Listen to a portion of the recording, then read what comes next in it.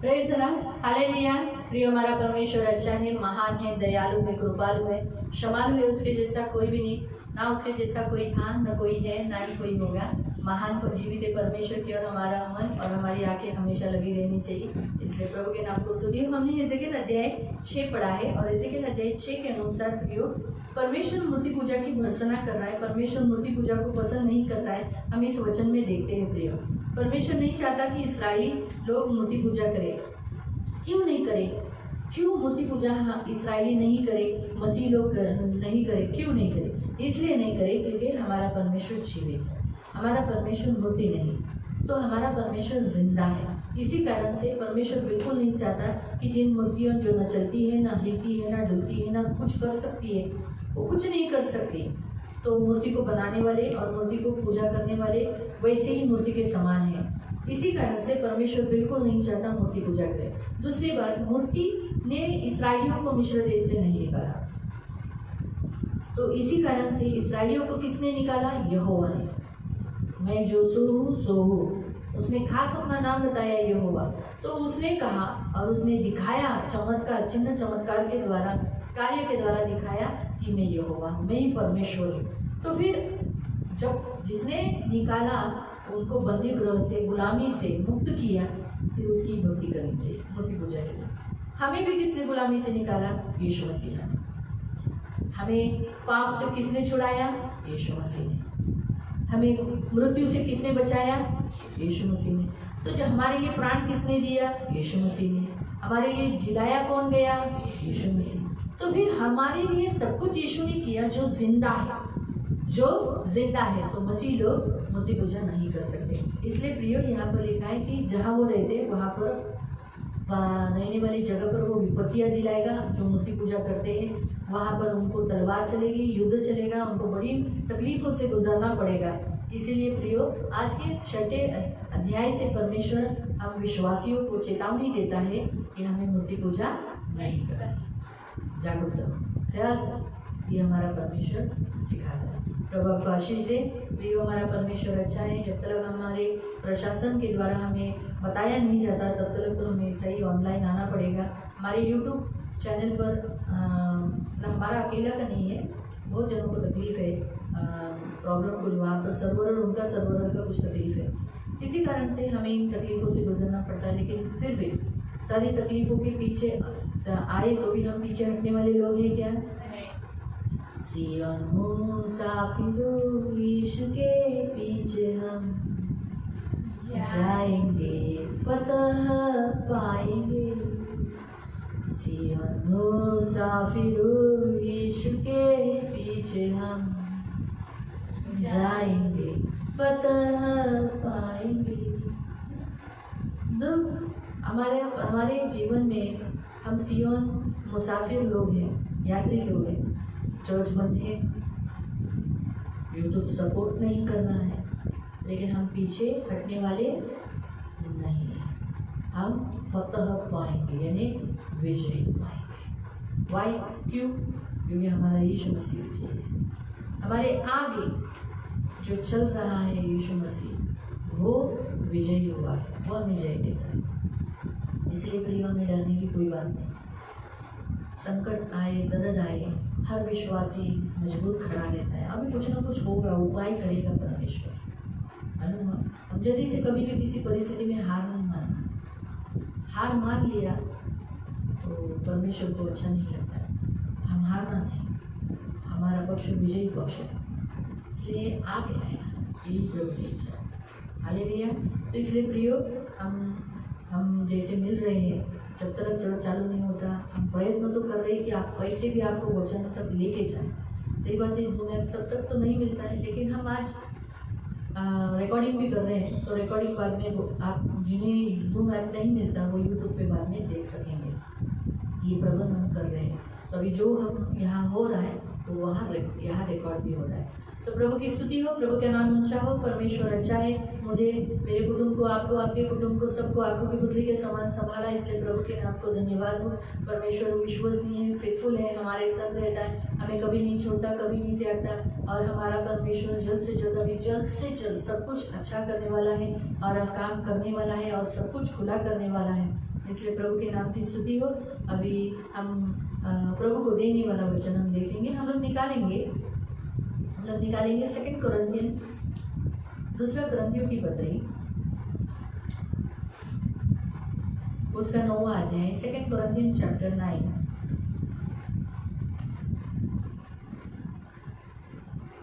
उसका 15, उसका 15।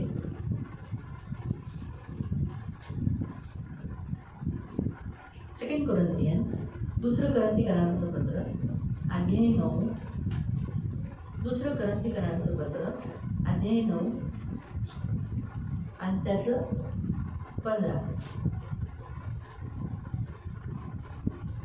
परमेश्वर का उसके उस दान के लिए जो वर्णन से बाहर है धन्यवाद हो। काय लिहिलेलं आहे? देवाची त्याच्या पुत्रासाठी स्तुती असो, त्याच्या या देणगीचे वर्णन शब्दांनी करता येत नाही। आमीन। फिर अपना देव दान देनारा देव है। हमारा परमेश्वर क्या है? गिफ्ट देने वाला, दान देने वाला परमेश्वर है। वो हमारे लिए उसने एक ऐसा दान दिया, उसका खुद का पुत्र, उसने अपना पुत्र रख नहीं छोड़ा। बाइबल में लिखा है, पवित्र शास्त्र में लिखा है, रोमियो की पत्री में 8वें अध्याय में आप पढ़ सकते हैं कि उसने अपने पुत्र को रख नहीं छोड़ा, परंतु क्या किया? हमारे लिए दे दिया, एक गिफ्ट दिया हमको, एक ऐसा गिफ्ट दिया जो हमसे कोई छीन नहीं सकता, हमसे कोई छीन नहीं सकता। देखो ना, बच्चे तो यहोवा के दिव्य दान है, गर्भ का फल उसकी ओर से प्रतिफल है। हमारा परमेश्वर दान देने वाला और प्रतिफल देने वाला परमेश्वर है। तो परमेश्वर का ये स्वभाव है दान देना, गिफ्ट देना। देखो ना, जब से उसने परमेश्वर ने ये सारी सृष्टि बनाई, तब से उस सृष्टि को क्या दे रहा है? गिफ्ट दे रहा है। इतनी खूबसूरती दिया है उसे, ये गिफ्ट दिया है उसको, आकाश चंद्रमा सबको। और मानव को क्या दान दिया है? उसका लाइफ, उसका जीवन दान दिया है। आज मनुष्य के पास एक जीवन है, यीशु मसीह का जीवन, ये दान दिया है हमें, जिसे कोई छीन नहीं सकता। फर्क इतना है कि वो बड़ा अनमोल है ये गिफ्ट। इस संसार में सबसे बड़ा गिफ्ट परमेश्वर ने दिया है, वो है उसका पुत्र। और वो पुत्र जो गिफ्ट है, बड़ा गिफ्ट जो उसने हमें दिया है, याद रखना है, जो अनमोल होता है उसे चोरी किया जाता है। हमसे वो चोरी न हुई है, हमें ख्याल करना चाहिए, है ना। हम सोने चांदी हीरे जवाहरात को कितना सुरक्षित रखते हैं, कितना ख्याल करते हैं, तो हम भी हमारे अंदर यीशु मसीह को सुरक्षित रखना। बाइबल में लिखा है कि परमेश्वर ने असीम धन इस मिट्टी के बर्तन में रखा है। 2 कुरिन्थियन चैप्टर 4 में पढ़ सकते हैं। परमेश्वर का असीम धन कहाँ रखा है? मिट्टी के बर्तन में, है ना। मिट्टी के बर्तन में अगर आप देखोगे, पुराने काल में मिट्टी का बर्तन के अंदर सोना चांदी हीरे जवाहरात रखकर मिट्टी के बर्तन में रखा जाता था। क्यों रखा जाता था? क्योंकि वो सुरक्षित रहता था। अगर वो गाड़ भी दिया मिट्टी के अंदर, जमीन के अंदर गाड़ भी दिया ना, तो वैसे के वैसा रहेगा, वो पूछता नहीं था, खराब नहीं होता था। इसलिए मिट्टी के बर्तन में उसे रखा जाता था। तो इसी कारण से प्रियो, आज हमारा परमेश्वर भी हमसे यही कहता है, जैसे एक मिट्टी का बर्तन मिट्टी में जाने के बाद अंदर की वस्तु को संभालता है। मैं आपको फिर से बताती हूँ, ध्यान से सुना। जब एक मिट्टी का बर्तन, जिसे हम मटका कहते हैं, उसमें सोना चांदी रखा जाता है, वो एक मिट्टी का बर्तन अंदर रखे हुए पात्र को, अंदर रखे हुए वस्तुओं को, अनमोल वस्तुओं को सुरक्षित रखता है। और जब वही मिट्टी का बर्तन मिट्टी में जाता है, जमीन में जाता है, वो क्या करता है? वो अंदर के रखे हुए वस्तुओं को सुरक्षित रखता है, खुद भी खराब नहीं होता। वो मिट्टी का जो बर्तन है, वो मिट्टी में जाने के बाद खुद टूटता नहीं, मोल्ड होता, मतलब खराब होता नहीं, और अंदर की वस्तुओं को, जो हीरे चांदी जवाहरात है, उसको भी खराब होने नहीं देता। वैसे ही प्रियो, हम मिट्टी हैं, हम इस संसार में बने हुए हैं, इसीलिए इस संसार में हमें क्या करना है? हम जब भी चलते हैं, उठते हैं, बैठते हैं, अपने जो परमेश्वर ने हमें गिफ्ट दिया है, इस मिट्टी के बर्तन में असीम धन दिया है, वो यीशु मसीह, उसे हमें सुरक्षित रखना है। उसे हमें क्या करना है? सुरक्षित रखना है। तो कहने का उद्देश्य हमारा यही है कि हम कहीं पर भी जाएं, यीशु मसीह हमेशा हमारे साथ है, इसे हम खराब नहीं होने देना है, ये ख्याल करना है। और हम बर्तन इस संसार में जाने के बाद टूटना नहीं, खराब होने नहीं देना। तो मेन पॉइंट आज इस वचन से परमेश्वर हमें क्या सिखाता है, यही कि हमारा परमेश्वर गिफ्ट देने वाला, दान देने वाला परमेश्वर है। तो जो परमेश्वर दान देता है वही स्वभाव हमें भी आना चाहिए। हम उसके बच्चे हैं ना, हम उसके बच्चे हैं हम। देखो वहाँ पर इसी अध्याय में आप पढ़ो, 6ठे अध्याय में लिखा है कि तुम 18 वचन में, मैं तुम्हारा पिता हूँ, तुम मेरे बेटे बेटी हैं। क्या लिखा है, मैं तुम्हारा पिता हूँ, तुम मेरे बेटे बेटियाँ हो। 6ठा अध्याय वही अध्याय का 2 कोरिन्थियंस चैप्टर 6 वर्स 18। मैं तुम्हारा पिता हूँ, मैं तुम्हारा पिता हूँ और तुम मेरे बेटे बेटी है। तो जैसे बाप वैसे उसके बच्चे ना। तो हमारा पिता जो स्वर्गीय पिता है, आज फादर डे है ना, पिता का दिन है आज। हमारे पिता जैसा है वैसे उसके बच्चे होते हैं। हमारा पिता स्वर्गीय पिता है, तो हमारा पिता स्वर्गीय पिता होने के कारण हम बच्चे भी वैसे ही होने चाहिए, दान देने वाले। फिर आप बोलोगे दशांश पिता क्यों नहीं देता? पिता नहीं दे सकता दशांश, हमें पिता को देना है दशांश। मालूम हुआ, दशांश लेने का अधिकार किसे है? जो बड़े है, हमसे बड़ा है हमारा पिता। मालूम हुआ प्रियो, उसके बारे में बहुत अच्छी रीति से स्पष्टीकरण किया है इब्रानियों की पत्री में। हिब्रू में ऐसा लिखा गया, निकालेंगे इब्रानियों की पत्री,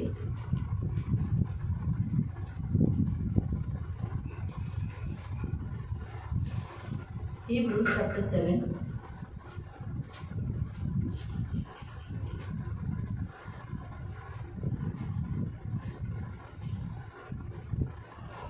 पढ़ेंगे उसका 6 से 4 से पढ़ लो, अच्छा रहेगा। हिब्रू चैप्टर 7, हिब्रू चैप्टर 7, इब्रानियों की पत्री अध्याय 7 उसका 4 से।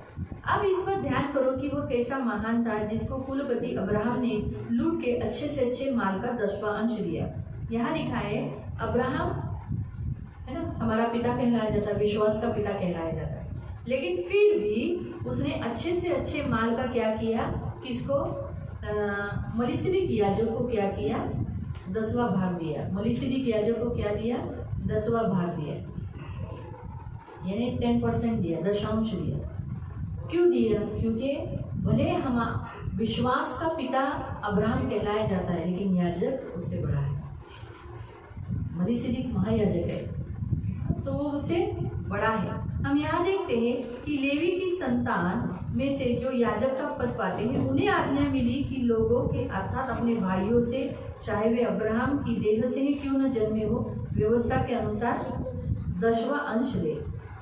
क्या लिखा है यहाँ पर? यहाँ लिखा है लेवी की संतान। लेवी के संतानों को, लेवी वंश को कहा गया था कि सेवा टहल के लिए लिया गया था। अब उनको कहा गया था कि अपने भाइयों से, यानी कितने भाई थे उसको? 11 भाइयों से उसको दशांश लेने के लिए कहा था। और अब्राहम के वंश से जो जन्मे हैं उनसे, यानी हम सबसे, हम भी अब्राहम के वंश के ही हो गए विश्वास के द्वारा। तो इसी कारण से प्रियो, हम यहाँ देखते हैं कि जहाँ यहाँ लिखा है, इसने जो उसकी वंशावली का न था, अब्राहम से दशांश लिया, जिसे प्रतिज्ञाएं मिली थी, उसे आशीष दी। इसमें संदेह नहीं, देखो इसमें संदेह नहीं, छोटा बड़े से आशीष पाता है। क्या लिखा है? छोटा बड़े से आशीष पाता है। अभी मैं छोटी हूँ, मैं अभी सोचो जोशुआ छोटा है और मैं बड़ी हूँ। जोशुआ मेरे सिर पे हाथ रख के बोलेगा प्रभु तुझे आशीर्वाद दे, ऐसा बोल सकता है? नहीं। मैं उस पर हाथ रख कर बोलूँगी प्रभु तुझे आशीष दे, तेरा कल्याण करे। ये आशीर्वाद देने का जो अथॉरिटी है वो किसे मिली है? जो बड़े हैं उसको। बड़े से आशीष छोटे पे जाती है, बड़े से आशीष छोटे पे जाती है। आपको समझ में आ रहा है? तो इस रीति से हम देखे हैं प्रियो यहाँ पर। फिर हम आगे पढ़ेंगे। यहाँ तो मरणहार मनुष्य 10वां अंश लेते हैं, वहाँ वही लेता है जिसकी गवाही दी जाती है वो जीवित है। कौन है? यीशु मसीह, जो हमारे लिए दिया गया। तो हम जो दशांश देते हैं वो किसे देते हैं? जो जीवित है, यीशु मसीह उसे देते हैं। इसलिए प्रियो यहाँ लिखा है, हम भी यह कह सकते हैं कि लेवी ने भी जो 10वां अंश लेता है अब्राहम के द्वारा 10वां अंश दिया। किसको दिया? मलिसिदी को। आपको समझा? तो आज हमारा परमेश्वर हमसे यही कहता है। क्या कहता है? परमेश्वर को अथॉरिटी है पिता होने के नाते हमसे दशांश देना। परमेश्वर हमें एक गिफ्ट दिया है, एक सदा काल के लिए गिफ्ट दिया है, वो यीशु मसीह। इतना अच्छा गिफ्ट दिया जो हमें मृत्यु से बचाता है। इसलिए हमारे पिता का स्वभाव है गिफ्ट देना, दान देना। तो हमारा भी स्वभाव आना चाहिए दान देना और दशांश देना, ये उसकी आज्ञा है। तो हमारे पिता को हम देना चाहिए ना दशांश। हालेलुया। तो आओ हम प्रभु को दिल से दान और दशांश देंगे जैसे उसने आज्ञा दिया है। तेरे उत्पन्न का 10वां हिस्सा और दान मेरे मंदिर में डालकर परख कर दे कि मैं आकाश रूपी उत्तम भंडार खोलता हूँ कि। इसलिए प्रियो हमें प्रभु को अपने उत्पन्न का 10वां हिस्सा और दान हमें प्रभु को देना है।